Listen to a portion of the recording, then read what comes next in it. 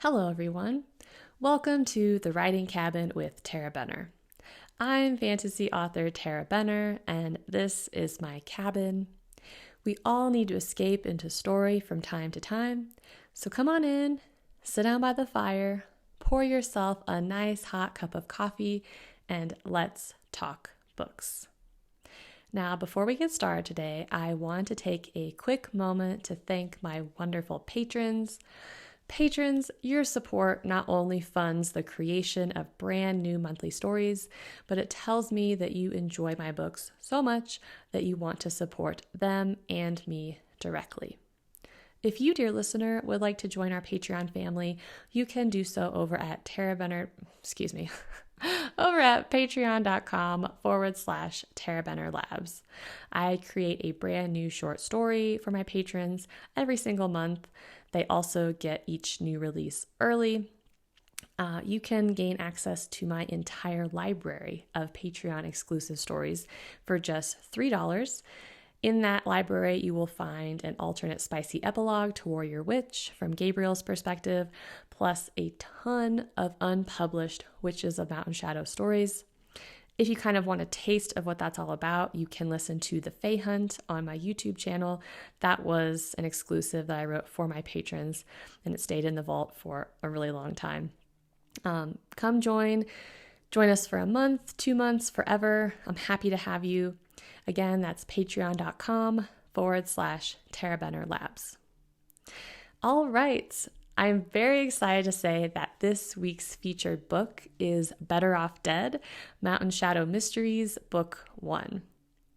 Caroline McCrithers has it all figured out. She's got a 5-year plan, a killer career, and she's engaged to marry the man of her dreams. Learning her perfect fiancé is a catfishing fraud, not part of the plan. When Caroline returns to the small town of Mountain Shadow to lick her wounds and help her spunky grandmother plan a funeral, she learns that she's inherited an old hotel and an ornery black cat. It was her Aunt Lucille's dying wish that Caroline restore the falling down hotel to its former glory. The problem? The Mountain Shadow Gran might be haunted by Aunt Lucille herself. When a greedy developer winds up dead, Gran becomes the lead suspect in his murder. It's up to Caroline to solve the case, clear her grandmother's name, and unravel the secrets of her haunted hotel. If you love twisty mysteries, feisty grannies, and haunted places, you will love the Mountain Shadow Mysteries. You can pre-order your copy of Better Off Dead today, and if you send me an email to tarahbenner@gmail.com with proof of purchase, you will be entered to win the giveaway for my Paranormal Mystery Book Lovers Bundle. That is going to include some of my favorite paranormal mysteries, as well as a signed copy of Better Off Dead. So I'm very excited about that. The book launches officially on May 15th, and that's when it will appear on your Kindle if you pre-order. So it's time for my little life update that I do each and every week.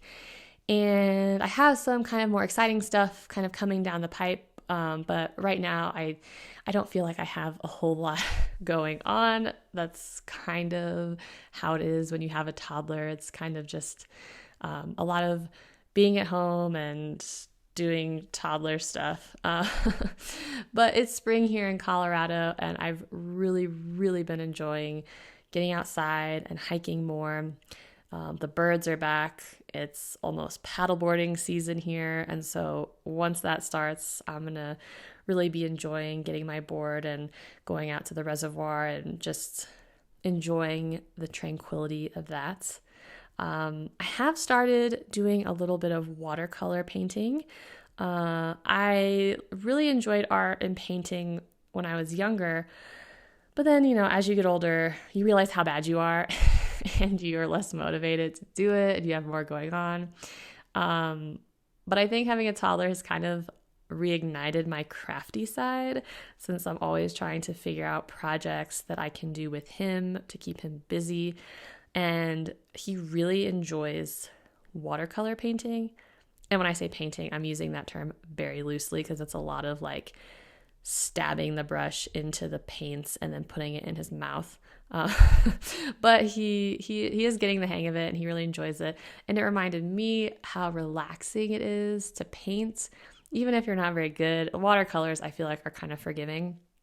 And it's been really nice to have a little creative outlet besides just writing. So I've been enjoying that, but that's about all that's going on in my world. Now it's time for my little writing updates.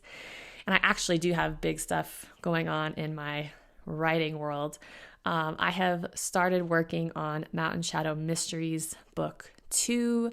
I think that one is going to be called Dead to Rights, but it's not official just yet. I actually, as I was trying to come up with the title for Better Off Dead, I was really struggling, you guys. And I was thinking like there are so many like idioms and expressions that have the word dead in them. And I was like, it would be really fun if they all kind of had dead in the title, because they're all murder mysteries, but then there's also an element of ghosts and hauntings. And so it kind of encapsulates those things.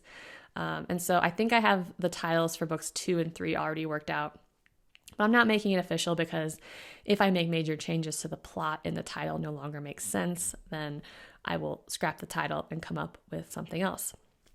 And I'm really working hard to get these books rolling because I really, really want to release book 3 on Halloween. Like that is my goal.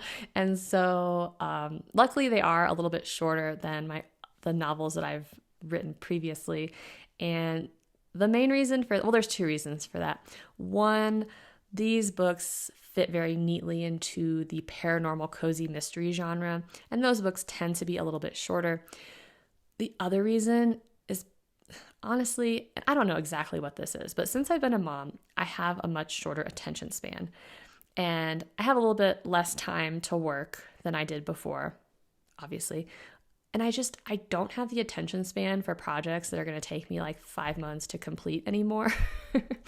And like, I really want to go back and write the second Dragon Kingdom book, but those books are so long.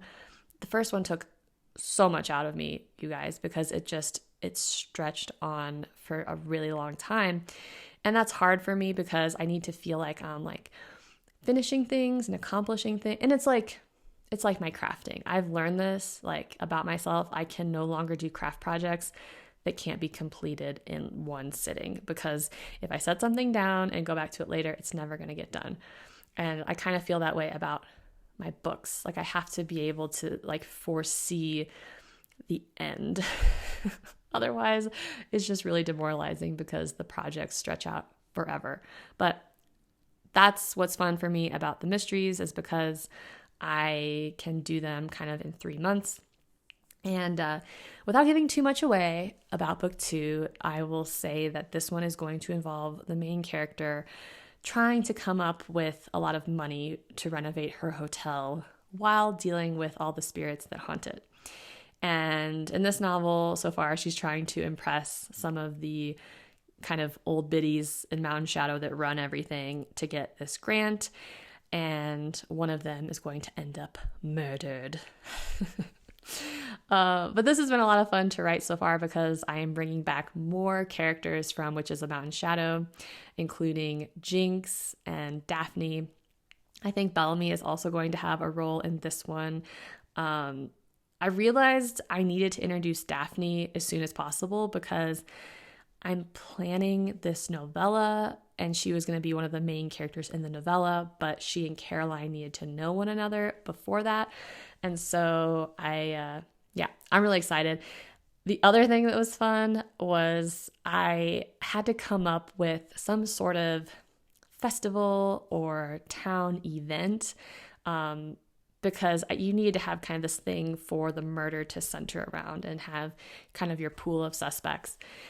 And I've had a lot of festivals in Mountain Shadow. There's Buskfest that takes place in May. There's Oktoberfest, there's Fall Fest, there's like a Christmas festival. But the way the timeline worked with Witches of Mountain Shadow, none of those festivals really took place at the time of year that this needs to be. This needs to be in July. And and so none of my old festivals like worked for this. And so I had to like invent a new one. And it really reminds me of the Gilmore Girls.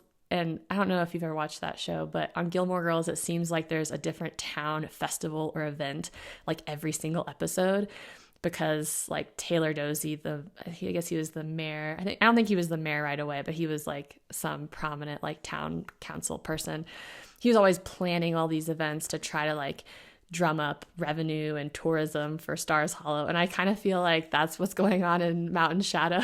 It's like there's always a festival going on. And so I was kind of torn between, I was going to do like a dead authors like literary festival and have like all these people come in and dress up. And I was like, I don't know if I want to do that. I had thought about doing a Christmas in July festival.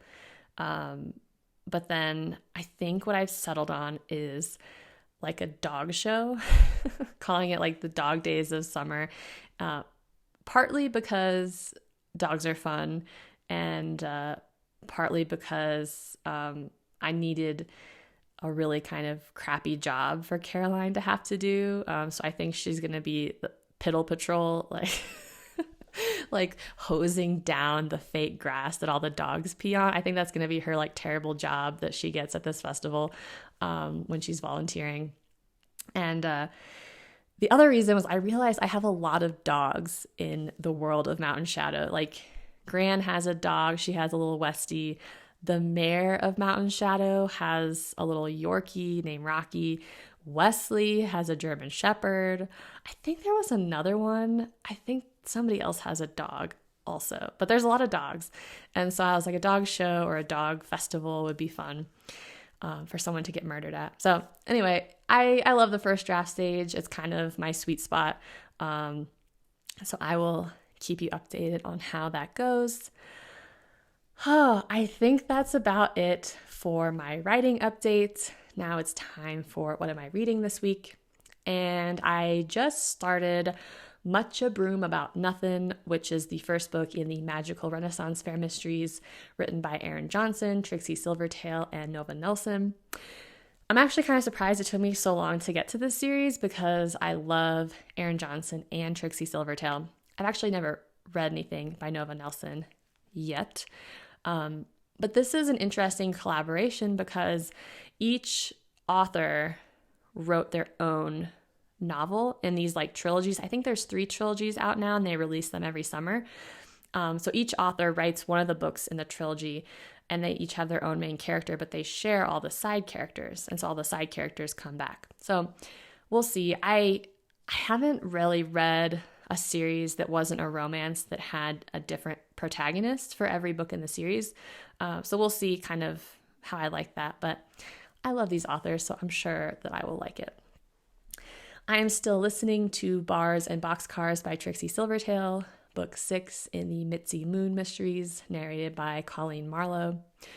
If you guys haven't noticed like a theme to my reading, I usually try to read the genre that I am writing, which would be a lot easier if I would stick to one genre. But, you know, when I'm writing epic fantasy, I read a lot of epic fantasy. If I'm writing a mystery, I read a lot of mysteries. And so that's why it appears that my reading is all over the place, but then really focused for a while. Anyway, that about wraps up our show this week. But before we go, let's check the mailbox. And this week we have a comment on the YouTube channel, another comment from Skit and Meow on the Fae Hunt recording that I did.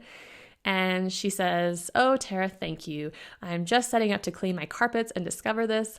I swear you're psychic or at least highly observant of when I need to do a big cleaning job. Is this post just for me?" Yes, Skid Meow, I recorded just for you.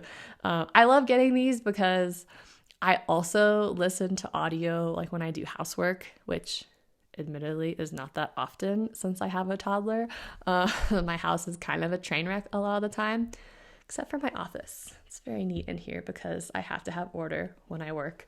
And also I'm on YouTube and I can't have like dirty laundry on the bed back there. But thank you so much for the comment. I'm so glad that it was able to help you get through cleaning the carpets. That sounds intense. If you, dear listener, have any comments or questions you'd like for me to answer on the show, you can send them to tarabenner@gmail.com or post them on my YouTube channel. Honestly, email or YouTube comments are the best way to make sure that your comments are seen, because I don't check my social media all that often, and sometimes Facebook likes to hide stuff from me, but I do post on there. I'm at author Tarah Benner on Facebook, Instagram, and TikTok. And if I don't get back to you on there, it's not because I'm ignoring you, it's because it's lost in the interwebs. Anyway, that's all I have for you this week, but feel free to stay in my cabin for as long as you like. We can drink all the coffee, you can crack open a good book, hopefully one of mine, and have a wonderful weekend.